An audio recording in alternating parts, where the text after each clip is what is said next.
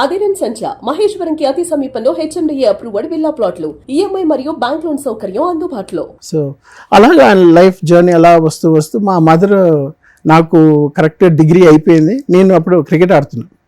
So PUC అని ఒకటి, next reserve bank of India, తర్వాత సదర్న్ రైల్వేస్. నేను అప్పుడు పెరుగుతున్నా క్రికెట్లో చేరి. నేను చదవను, ఇంకా నాకు చదువు అంతా వద్దు అనేసి నేను 12th అయిపోయాను, డిగ్రీ కూడా జాయిన్ అయిపోయాను. సో నేను అప్పుడు క్రికెట్కి వచ్చే టైంలో డిగ్రీ అయిపోయింది. అప్పుడు మా ఫాదర్ అడిగారు, ఏరా నువ్వు సినిమాలోకి వస్తావు అంటే, what you have for me అని పెద్ద ఇదిలాగా. అంటే మనకు సినిమాల గురించి తెలియదు, ఏది తెలియదు కదా. ఆయన ఎంత కష్టపడి వచ్చారు ఎవరిని తెలియదు.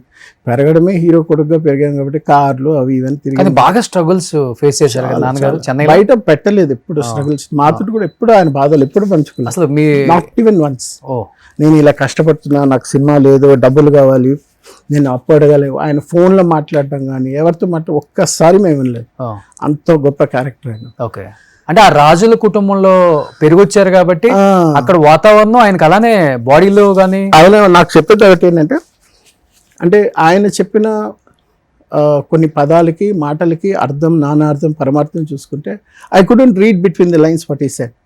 మనిషి మగాడుగా పుట్టిన తర్వాత ఎన్ని కష్టాలున్నా మనసులో పెట్టుకోవాలి కానీ బయట చెప్పకూడదు. చెప్పడం అనేది it is your weakness. Okay, so biggest impact ఎక్కడ జరిగిందంటే, ఆయన తీసుకున్న ఆ క్షణానికి ఆ తీసుకున్న నిర్ణయం అనేది మా ఫ్యామిలీలో చాలామందికి ఇబ్బందులు చాలా ప్లేసెస్లో ఉన్నాయి. ఆ రోజు చనిపోయిన తర్వాత చిరంజీవి గారు వచ్చారు. వచ్చిన తర్వాత మన ఫిల్మ్ నగర్లో బాడీ పెట్టినప్పుడు ఆయన వచ్చి చాలా కోపంగా అడిగారు, నాకు ఏమైంది శైలు, ఏమైందమ్మా, ఎందుకు నాన్న ఇలాంటి డెసిషన్ తీసుకున్నారంటే తెలియదు అంకుల్ అంటే చాలా కోపంగా ఉన్నారు.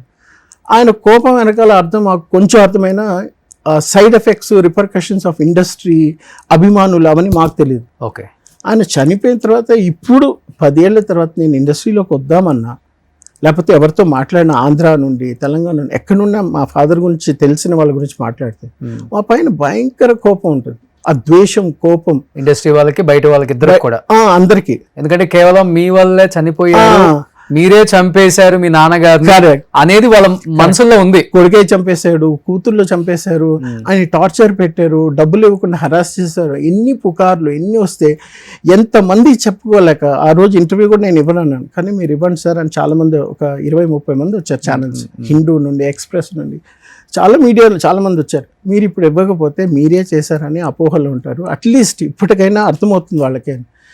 అది అప్పుడు నేను 2015లో ఇచ్చిన తర్వాత కూడా ఇప్పుడు నేను మళ్ళీ సినిమా ఇండస్ట్రీలో వద్దామని ఇప్పుడు ట్రై చేసి ఒక 2 సినిమా. సుమన్ టీవీలో మీ పర్సనల్ అండ్ బిజినెస్ ప్రమోషన్స్ కోసం కింది నెంబర్కి కాంటాక్ట్ చేయండి.